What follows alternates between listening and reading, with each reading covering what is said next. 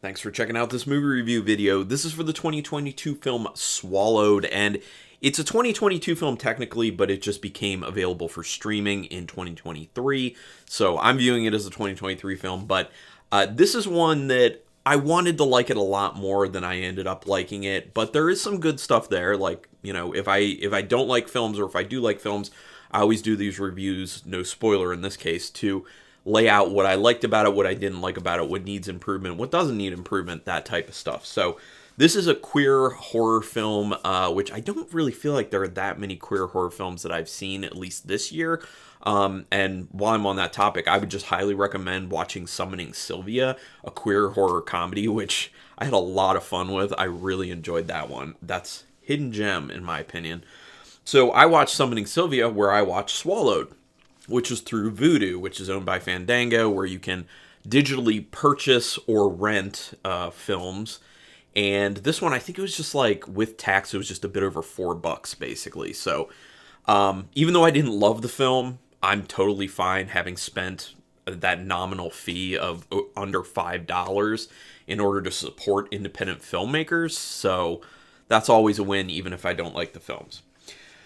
This one was written and directed by Carter Smith, who also did The Ruins, Jamie Marks is Dead, and The Passenger, which I've not seen any of those. The film was actually shot in the state of Maine and used a cabin that was actually built by Carter Smith's father, which I thought was interesting. And you could tell this was a super low budget film. You could tell they were trying to shoot mainly just in one location because it's such a low budget film, which in certain ways it does work because it's secluded. And that kind of usually ups the tension of horror films. It's because of budgetary constraints, it works out extremely well with just mainly shooting in one location.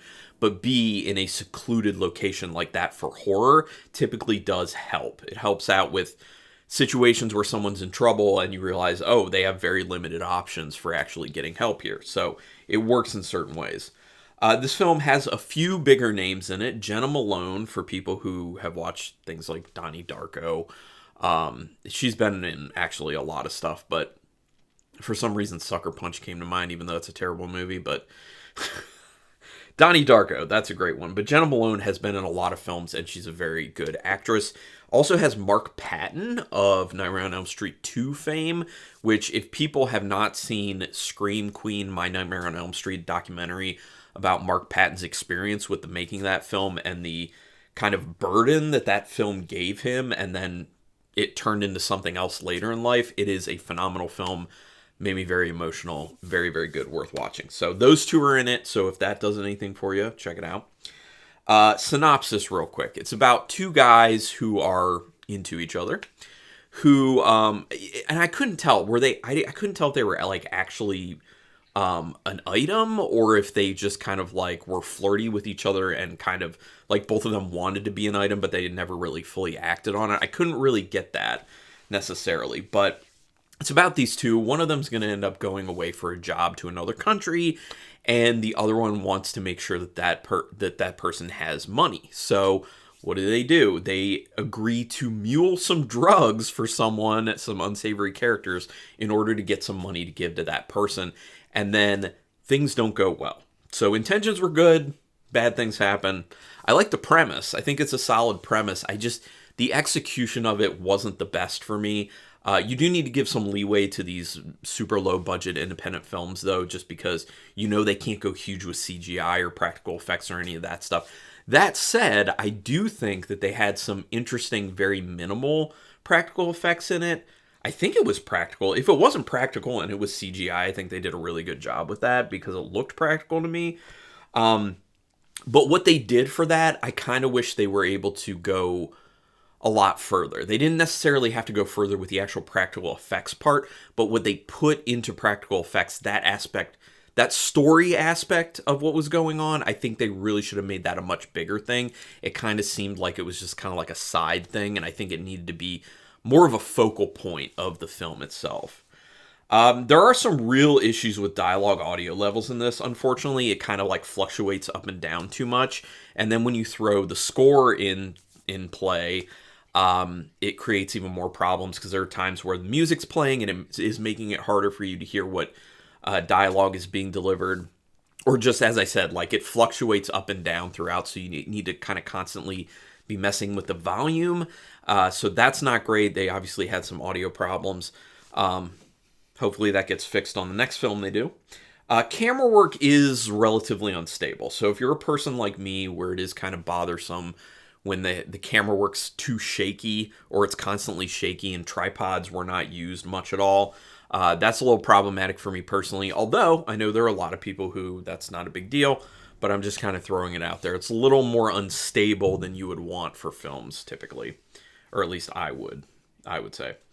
The acting is pretty good, especially Mark Patton, though. He really, really, really chews the scenery. Now, everyone did a good job, but when it comes to Mark Patton in particular, phenomenal job, in a sense. I wouldn't say that Mark Patton's performance is like what people would call like classically a great performance.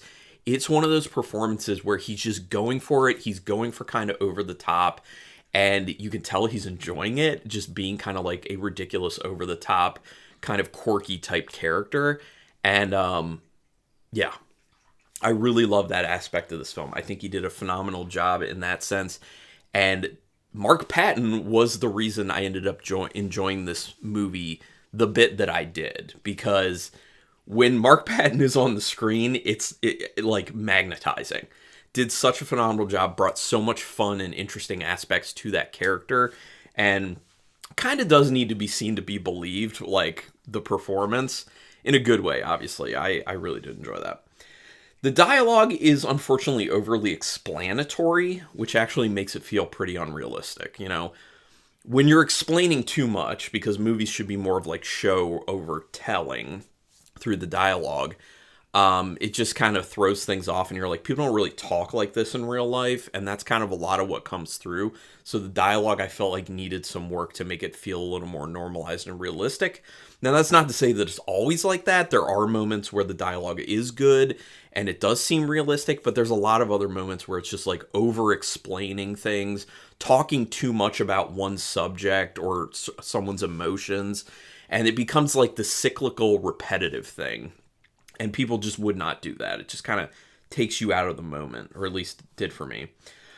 Scenes end up going on to a point where it feels like it's intentional time wasting, just a stretch for runtime. So obviously that would lead me to my next point, which is the pacing is not good with this film. It's actually pretty bad pacing. This is one of those films that I would point to and say, this would be a really good film as a short. Or just cut it down a bunch and, you know, make it somewhere in between. It's not a feature, it's not a short, it's kind of in between. I say this all the time.